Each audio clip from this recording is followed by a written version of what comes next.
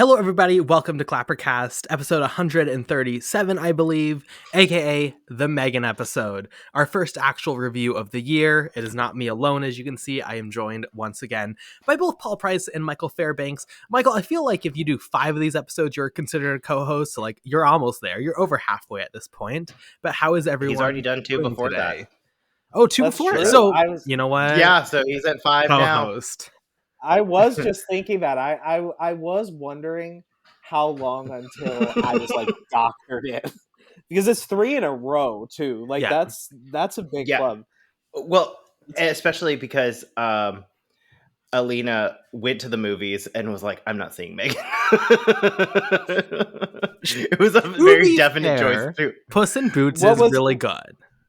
What I think really good. What I think really settled it was when Paul didn't really ask can you be on this episode. He was like, we're doing this episode Sunday, and I was like, okay.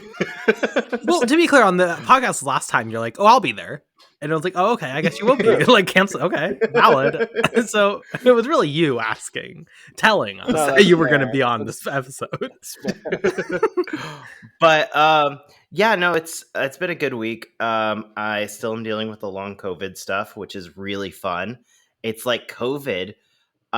It's like, okay, so what keeps happening is people will be like, are you still testing positive? Are you still testing positive?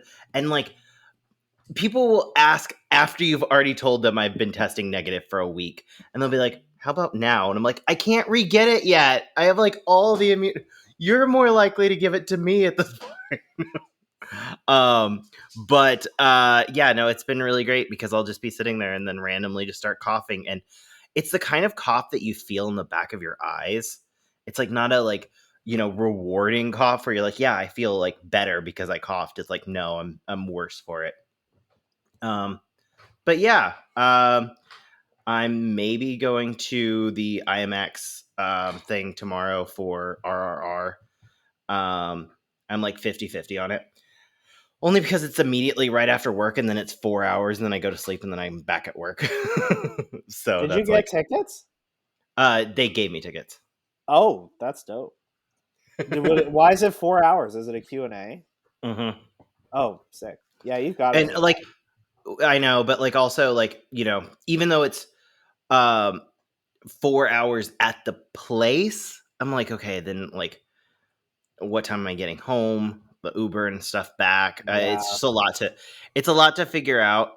But it also will be really fun because it's the whole cast will be there, and so should be cool. On a work night is rough though. I know. I wish it was tonight. If it was tonight, I would 100% no questions asked. But I'm sure they were we're not giving up Avatar. Showings. Now that they know that they can sell out the Chinese in 98 seconds. 98 well, I don't know if they did actually 98 sell it. Here's my truth. Conspiracy. It's not a conspiracy. I got tickets after the event sold out. So I think that it sold out for a crowd section, and the rest is FYC. Oh, yeah. So I think it's a lot more FYC than we are expecting. But I don't know. Also, my friend Michelle is 50-50 on if she wants to go, so it's a whole thing. But what have you guys been up to? You're finally back, Carson. Yes, I mean, no one saw it because we didn't have visual last week because of me, but I'm finally home, so that's good. I like being home, so no longer in Texas. Nothing much, just traveling, visiting Texas. Went to the zoo today. It was lovely, living life. Because there's no movies. There's no movies coming out. So why not? Yeah. Do you have a season pass? I do. The San Diego. I've never been. It's one of those That's things shocking. I always wanted to do. It's really fun. Yeah, I know. It's just you have to go down to San Diego to do it. So come for Pride. Yeah, Pride is literally next door to the zoo.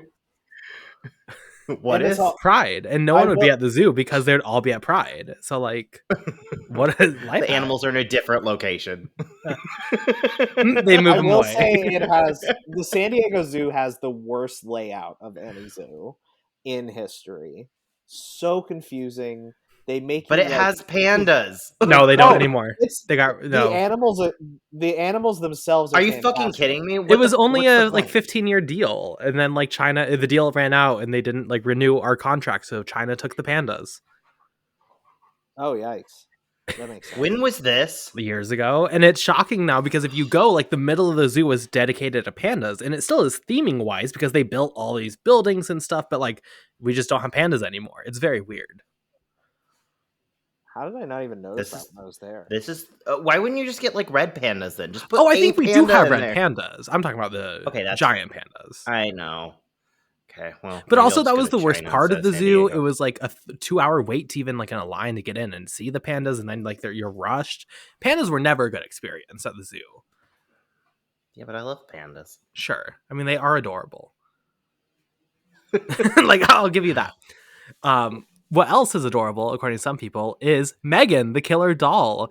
Paul, you signed up to introduce the film this week, so go ahead and take it away with our spoiler-free section for M3GAN, with specifically a 3 in there, not an E. Make sure you get it right. Yeah, I wanted to write down what M3GAN stood for, and I forgot immediately. Model 3 something, like generated... third generation robot, something. Let's see. Oh, here it is. Android. Here it is. It's on the Wikipedia. So we'll just restart. Cut that. Yeah. It's M3GAN, stands for Model 3 Generative Android, which doesn't make any sense because that's mega. But on January 6th, it was mega. What? But so the film is about this little girl named Katie, I believe. Yes, Katie, and her family dies in like the stupidest car accident I've seen in a movie in a while.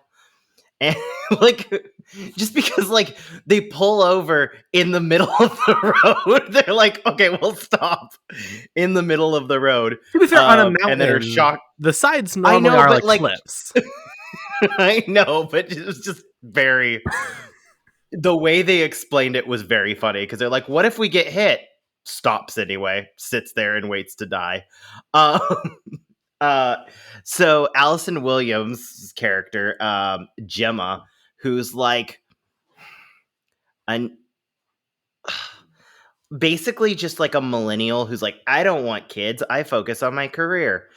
She takes her on, and because it's her sister's kid, and she's like, I don't want to parent, so I'm going to make this doll that will parent for me. And then the doll is evil. It's like one of those movies that like, I do believe that there was a cool script in here. I did find out recently that this is actually a rewrite, like post screen test. In that this was originally an R-rated film. Which I had no clue about. And as soon as I heard that, I was like, yes, it was. Because that's kind of where this film feels shaky. Some of the comedy's fine. It's a very like comedy horror film. But when a movie is PG-13 for horror, usually they work really hard to have the scares be bloodless. This just was, we're not having scares. And so that was a little disappointing to me, but there are aspects I really liked. I think the voice actress who plays M3GAN is great. There are moments that I have fun, but for the most part, it is very generic. I think Damning with Faint Praise, like I kept saying, it feels like a Hulu original. Like something that would pop up over the weekend and you'd be like, yeah, sure. Especially because it's got that Blumhouse feel to it. It's like, I can watch those for free. They used to have that show Into the Dark, and that's kind of what this feels like. It's just like something that comes on, and it's like a short little, oh, okay, that was clever. There was like a twist or two. I also don't see a budget in this. I know M3GAN was probably hard to do, but outside of that, it feels very cheap. I'm curious what you guys thought. I went ready to have fun because Paul and we tried a new bar that's under the theater that we went to, and that man made my drink. And so I was really like ready to go and like really ready to experience M3GAN in her full glory.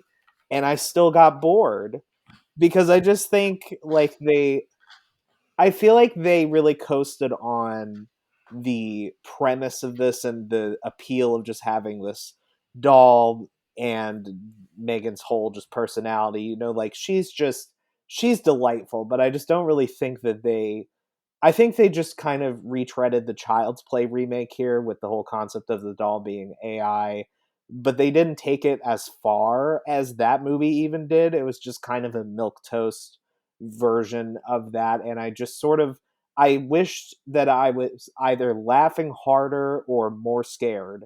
I was wishing that at any active point during the movie. Like, I think it was just very kind of undercooked. But I think if they went a little bit wackier in the sequels, I would like it. It definitely feels like a bad first movie in a good horror series.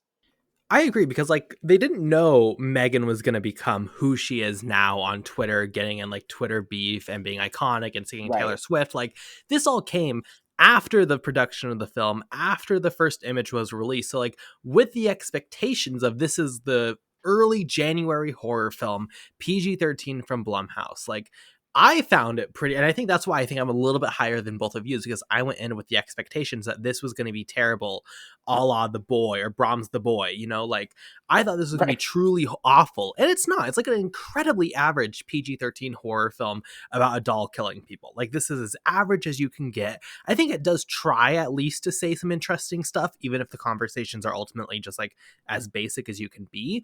But I think that with the reaction this character has gotten, I cannot wait for the sequels, because I think the sequels are going to be where it really embraces this like crazy out of the box iconic energy that the film has kind of presented in its social media marketing. But I don't know, I was like, with the expectations it's going to be a shitty PG-13 horror film, like it does everything to be like exactly that, but like in a respectable way. Like, I don't know, it was watchable. I would never watch this again. To me, it feels like they engineered the marketing ahead of writing the script. Like, it almost feels like they came up with a really great like character and pitch concept, and then they were like, okay, we need to figure out how to like put her into the world and just like get this movie out, get this done, and then start being weird later. Oh, I do think that that's part of the problem with the screen tests, is that they definitely did pivot, and you can feel that in a way that's like, I think what you're talking about, where they were like, oh, okay, this is fully comedy. Apparently the comedy did really well in the screen tests, and the horror was scaring children, and they were like, okay, well then we're just going to cut all of the horror basically and just make it more of a comedy. But the problem is the back half of this movie doesn't have much comedy. So like, you feel a very big shift. I would say at the second to third act, where like there's no humor anymore, and it's just a light horror, like a very light horror. Um, Even the deaths don't really like do much for me. I was just disappointed in their lack of creativity. I thought that she was going to do some really crazy stuff. There is one moment that's fun violence, but the rest of it I think is pretty tame and pretty lame. I think they need to lean into visual gags more next time. Like, I think just like the way Megan just like moves and jumps around and dances and is just like such this like weird just thing to look at. I think if they're going to continue with the PG-13 route, she just needs to be constantly, for lack of a better way to describe this, she needs to be constantly doing gifable shit, because it's just like that really feels like what is grabbing people, and what I think does fade away in that third act, especially when, and I mean, like, slight spoilers, I guess, but the third act is just a fight in a house, and they're just kind of wrestling. Like, it's like this crazy movie, and then it just sort of turns into like you playing with a doll in your house with a budget of $0, just totally like, get off me. Yeah. Well, I also think it's funny. We could go crazier. We could step outside of the figurative toy box. It also retroactively made me appreciate that movie, A Violent Night, a little bit more, because that one, when I watched that, I was like, oh, okay, I'm ready for the sequel of this one. But like, when I think back to that, I'm like, at least that one had some fun kills. It had some good moments. I think this is a little bit better on the comedy. Ugh. Oh, on the comedy, for sure. Yeah, but like the comedy kind of just after a point, I didn't feel like the comedy was doing anything for me. After she sings the first time, I thought it was very funny. But like when she did it again with Titanium, I was like, I guess we're doing another singing joke. I liked it because I was like, we can talk about Sia. I was thinking like, oh, another Sia mention on the podcast. Keep it going. Yeah, I mean, we've always got to mention Sia. How did you guys feel about the film music?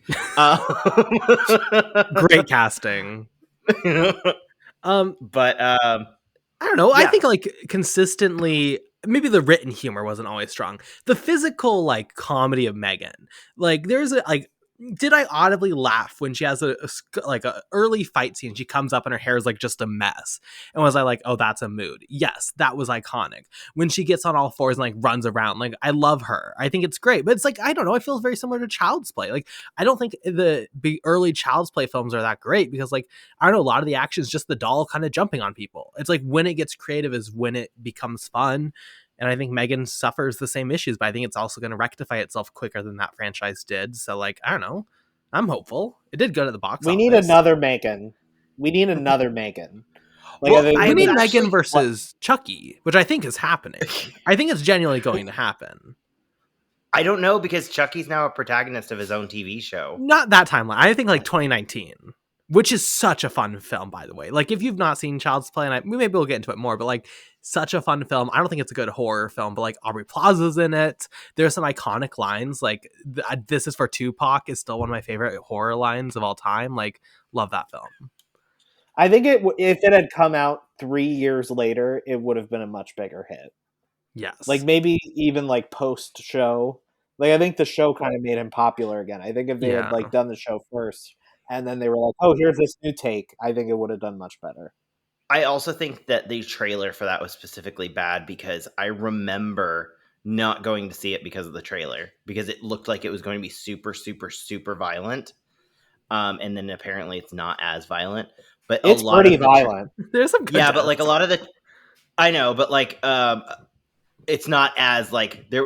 Like when they showed the trailer, it was just like, nope, this looks Saw-ish to me. And I don't it kind of is.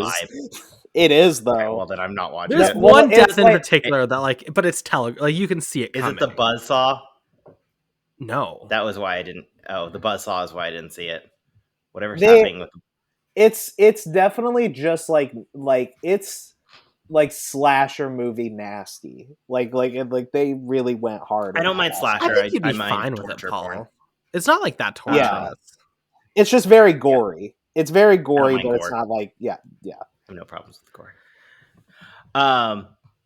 But yeah, that was I would say that was part of the problem too, because I remember a couple of my friends were like, not for me.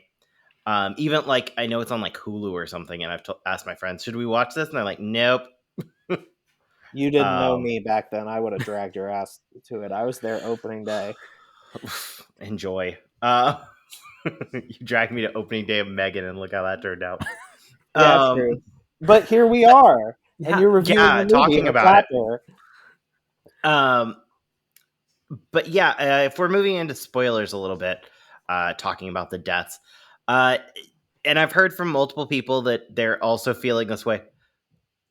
The first big death is a dog death, and it's like supposed to be funny, and it just does not work. The dog is not like when a dog gets killed in a movie, either it has to be like a character that you're like, oh no, or it has to be like a piece of shit and you're like, I kind of get it.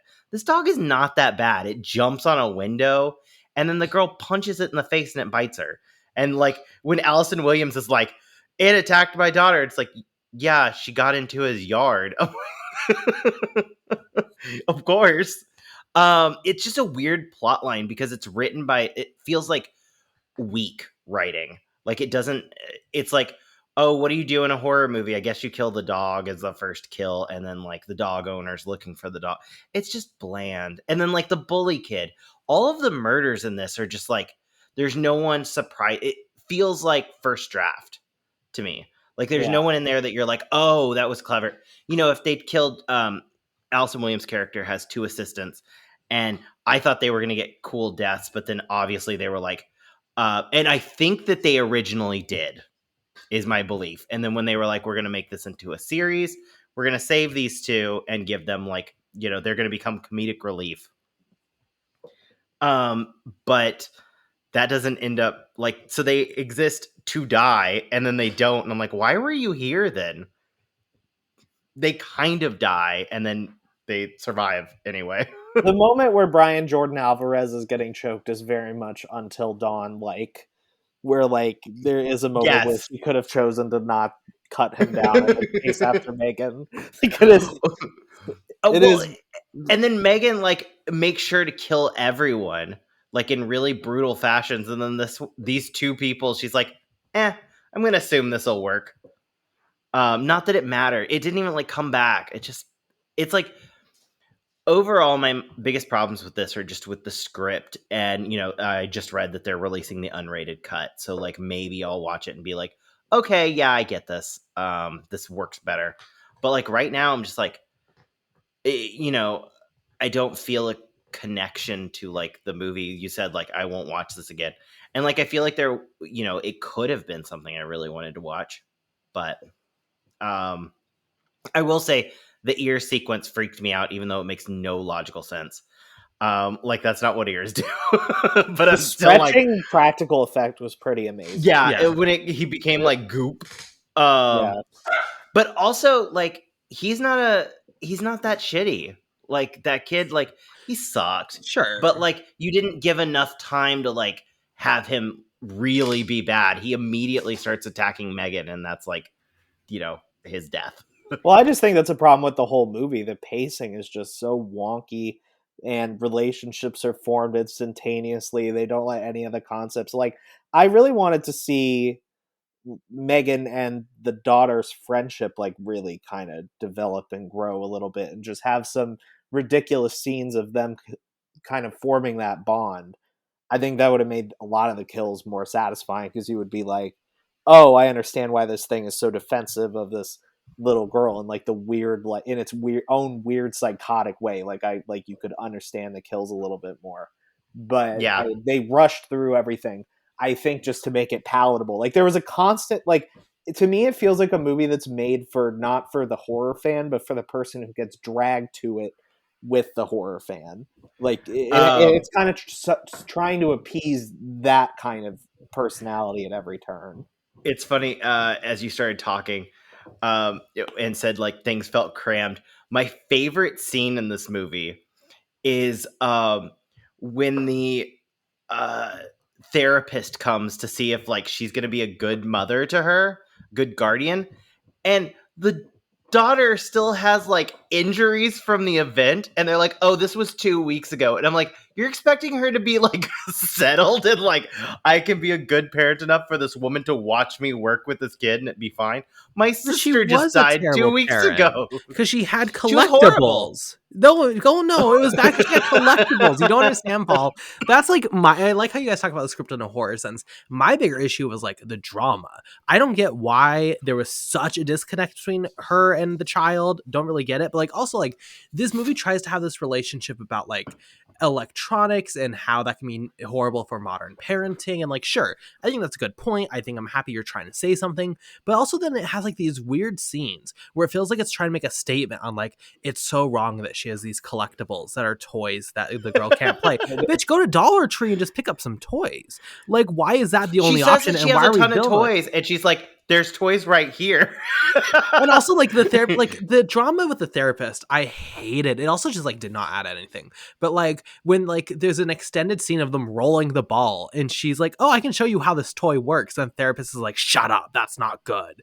I'm like, what are you talking about? Like that drama felt so forced. And again, I think it really sucks because that means nothing. You can have the entire killer doll movie, the entire like disconnect on why she favors the doll, all the pressures of her work, like all that stands without the therapist. So why is there so much time spent with the therapist building the stupid drama? Like it doesn't work. Well, especially since the therapist doesn't die. Yeah.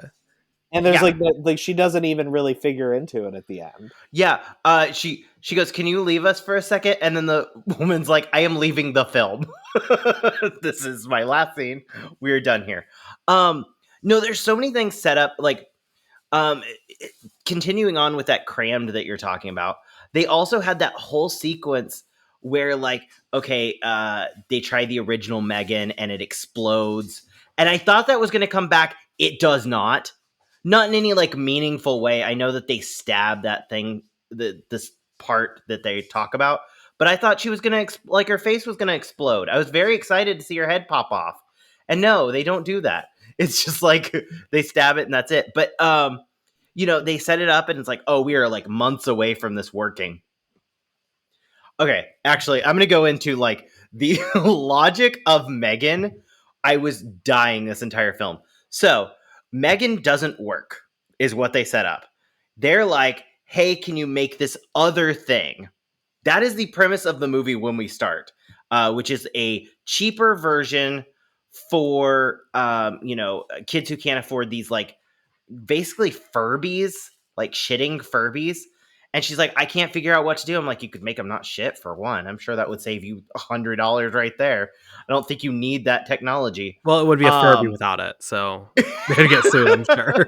Yeah. So she's like really, she's trying to figure out that. And then her, niece is there and she's like, well, I don't want to parent. So I'm going to fix the doll that I've been struggling with for months. Not that she learned anything from it. Like, there's no, like, eureka moment. She's just like, oh, I'll finish it. And then it works fine. But her boss is like, we have to rush this immediately so that no one can see this doll. Then Allison Williams proceeds to show it to her neighbor, show it to the cop, show it to all of those children at the collective. It was like the amount of people that saw this doll and like, while they're like, no one under any circumstance can even know that this exists. And Allison Williams is like, yes, totally agree. But then there's the amount of times where she's like, we can't let anyone see M3GAN. And I'm like, you're showing M3GAN around. You've told like 3 people this is our like doll. It's not a real person. It also so like having M3GAN do that killing of that child in that like woodland retreat where all those parents were there, like they would have all communicated amongst themselves and been like, she brought a robot doll and then one of our kids died. Like, it doesn't seem like that big of a mystery to me. Like, it doesn't. He goes off with the girl who has the robot doll, and then his ear is ripped off and he's thrown into the street. that person who they met at the beginning of who was checking them in would have been like, she had a robot doll in the car. Well, and then the dog goes missing. Then the woman is murdered the next day, and they're like, we don't know what's going on here. Like, I wish the cops hadn't even been involved because I was just like, this is so stupid. Like, the cops in no way would have been like, I don't know. I don't think like if this was real life, if your neighbor, I don't think I'd be like, it must be the doll. Actually, like I get where you'd be like, that's no, a movie. But there's no way. There is no way that woman is shot in the hand and then drowned in acid, and they're like, okay, we're just gonna let this family like not go in and talk to the cops. We're not gonna check on this doll that she says is humanistic. Like, that stares like, out the window at 3 a.m. at her. Yeah. on the police report. And then like but my biggest problem with this movie, and I told Michael this as soon as we walked out, I was like, oh, I was so excited that they had introduced that there are these little like evil Furby things that are like, awful. And she's figuring out how to work technology. And I was like, here's what's going to happen. They're going to be having the event and all the Furbies are going to jump on people and start ripping everyone to shreds. And I was like, I am so ready for this. It's coming. And then nothing happens. She walks out of the building and drives a car. You need to watch. I was like, that's Child's it. Play. That's just the ending of Child's Play of 2019. They have like all the different Chuckies. Like, it's so good. Also, they're saving that for M3GAN 2, the new batch. I also thought it was very weird when they showed like other races of M3GAN, and then I was like, are they not going to reference that again?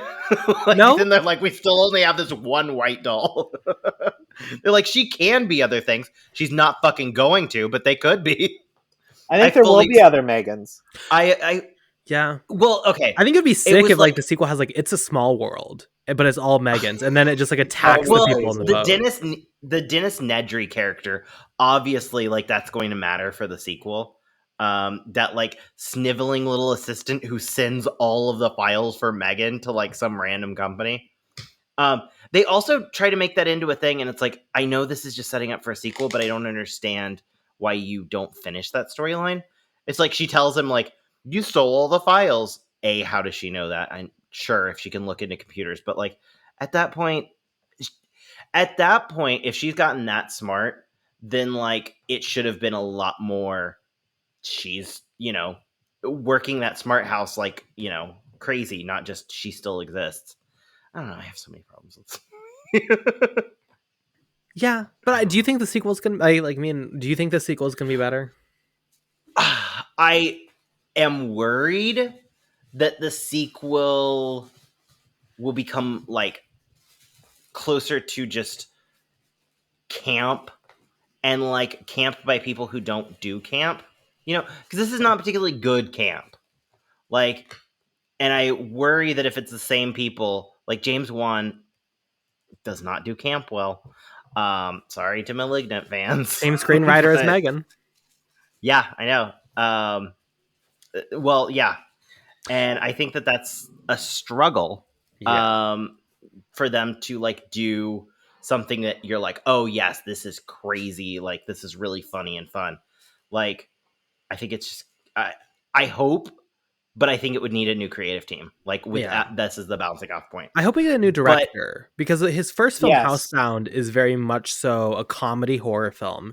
And I watched it in anticipation of M3GAN, and I did not find it funny or good. So I'm really hopeful like we get someone who's like funny.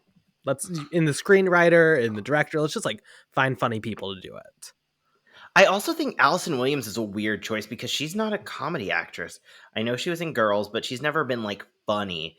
Even in like, I think her performance in Get Out is great, but it's not a comedic performance. But I don't think they planned for it to be funny. Everyone signed on to this project because it was not supposed to be funny, and then they had to make it funny. I guess so. I also think she's not going to be the lead in the sequel. I think they're going to have different. Oh no, she absolutely is. There's no way. She may be in it. No, there's no way you have that little girl who you've set up, who like is a badass now, and Allison Williams and all of her stupid assistants. They're going to be like, in Jurassic World 2, when they're like trying to like, they're all going to be like anti-tech people now. I guess I just want the next one to be from M3GAN's perspective. That's my wish. Agreed. I could see that, but I think it's going to be a lot of it. She wants to protect the daughter. I think that's is that why they set up the outdoor school, is kind of because then they can just go all like into the woods and be like, no technology, we're in the forest. The outdoor school literally felt like one of those things where they were like, I don't know, fucking she goes to an outdoor school, who cares?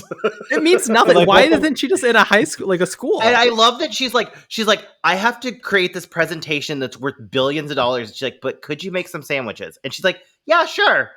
No, she's like, I'm willing to risk this $1 billion deal for M3GAN just so you can have her at the toy table. And all she does is just tell the woman, no photos. Like, God, I'm sure you'll take care of it.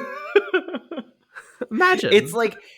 It's the amount of like stupidity in this movie, but it doesn't hit like, it was interesting. Right before we went and saw this, Michael and I were talking about Mystery Science Theater, and I was like, the really great thing about Mystery Science is like it has you take movies that are bad, but they hit a really funny thing and just point it out, and then you realize how dumb it is. Basically what we're doing right now with M3GAN. But like, I don't feel like this movie hits to where it's like, if I was sitting with a group of friends, we could make our own version of that.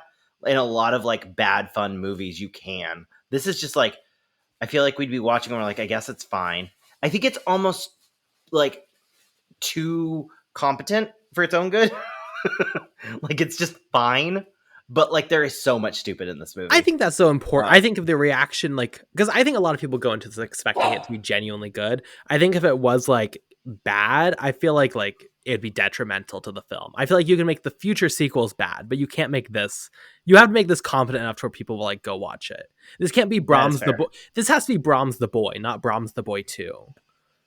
It's just the boy the first time. I think it's going to get simultaneously more competent and ridiculous as they go, because now that they see that this has value, I think they're going to treat it as such. I think there's a chance Taylor there's Swift going to is be a in the new sequel director next time. What? What if this is the feature Taylor Swift is directing? M3GAN 2. Oh my god! Oh my god! It's Oh, her man. in the forest. I'm just That'd be imagining so fun. Script written by Taylor Swift and James Wan. See, that's like the future I want for this night. franchise. I want the sequel to like have her go to the Eras tour, walk out on stage, and like brutally murder Taylor Swift on stage. Like that'd be iconic. See, that's where like it isn't going to be that. I feel like this, and like, I just feel like it's going to stay a lot more bland than we're expecting overall, and like. I don't have any like Violent Night. I fully believe that the sequel will like be a lot more fun than this one. I do not believe in a sequel for M3GAN. I think it's going to play. I think it's going to try to play to people, but also not get too queer.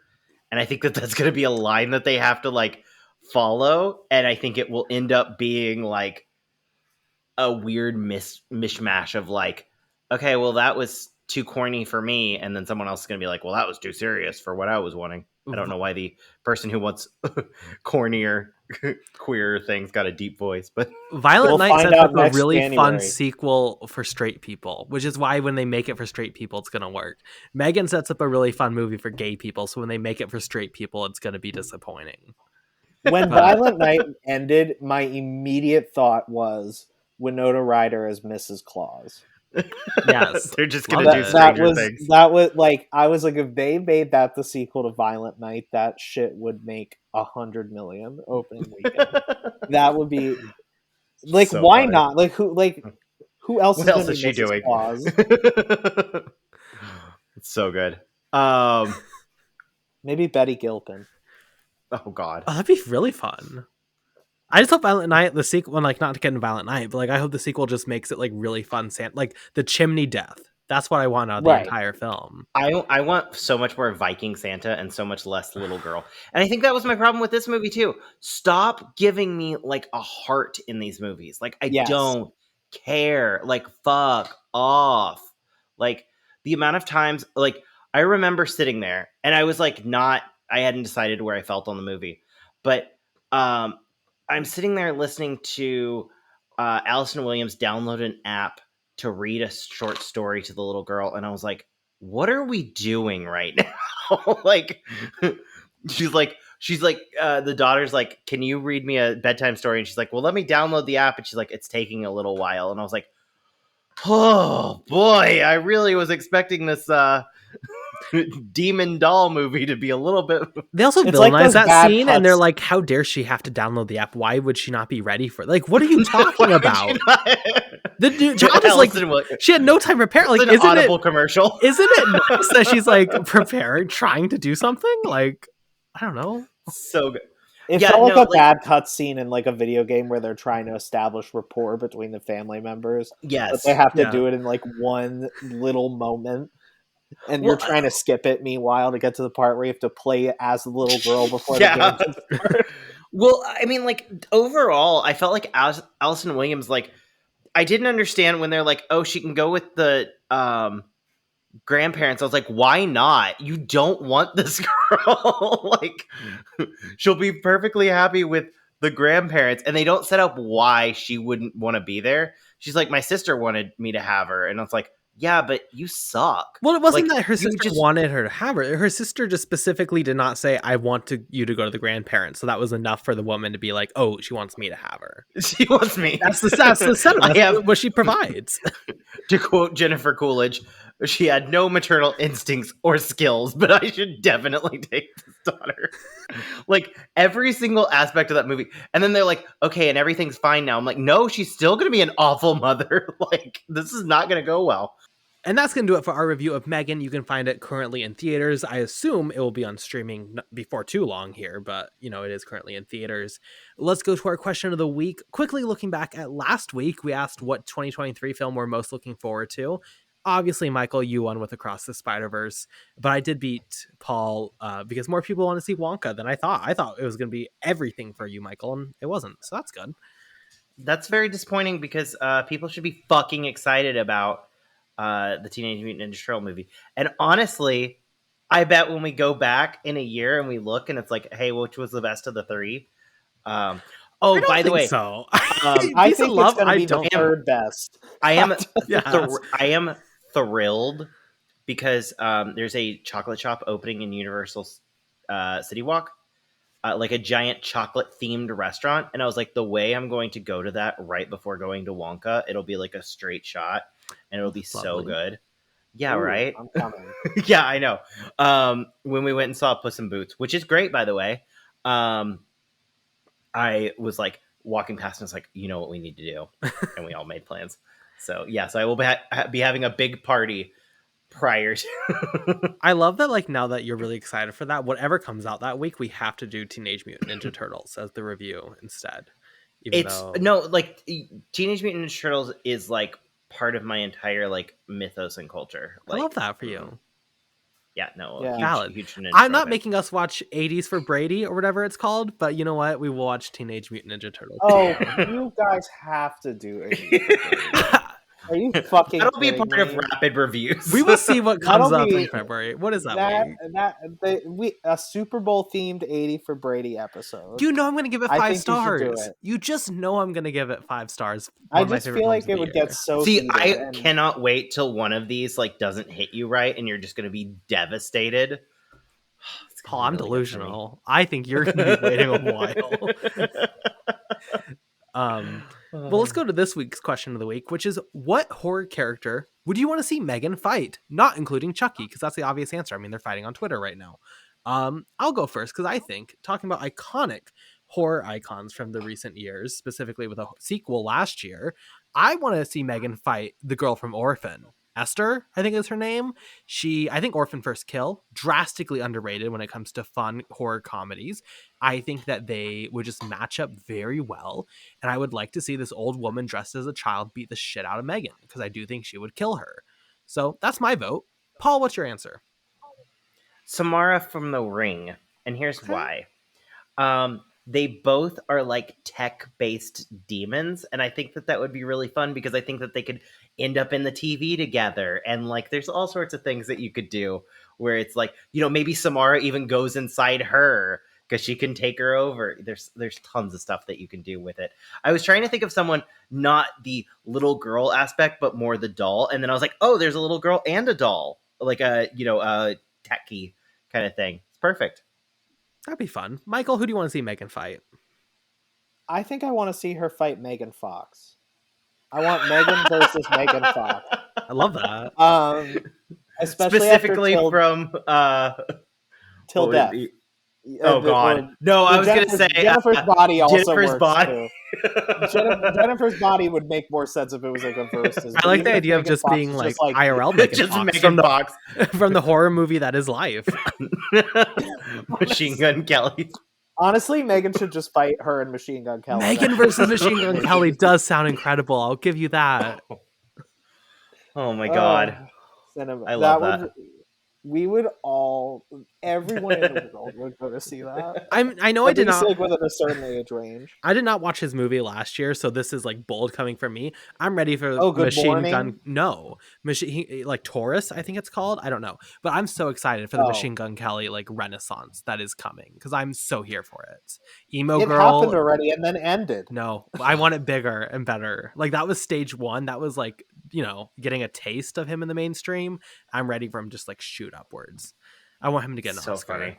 Maybe he can play Morbius.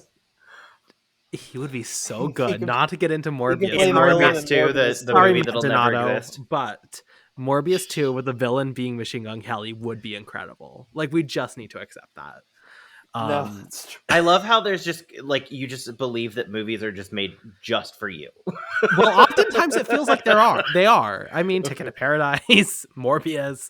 I think I'm the only one who likes these films, so it must be me. So good. That's gonna do it though for this episode of ClapperCast. Where can we find everyone on social media? Paul? at Price Like Tag on Twitter, Instagram, and Letterboxd. Michael? At King of Burbank on TikTok, Instagram, Twitter, Letterboxd, etc. And you can find me on Twitter at BP_movie reviews. Letterboxd is Carson Tamar. Thank you so much for watching. You can email us at clappercast@gmail.com. What? People could see me while I'm making fun of you. Yeah. No, and I want everyone to take note of this bullying. I am the fucking victim. So let's be clear. You can find me on Twitter, and you can email us, and you can follow us on Twitter at ClapperPodcast. That's that. See you next week as we discuss all things award season. Boy, I'm sure that's going to be a really fun episode that everyone's going to love our opinions on. See you then. God.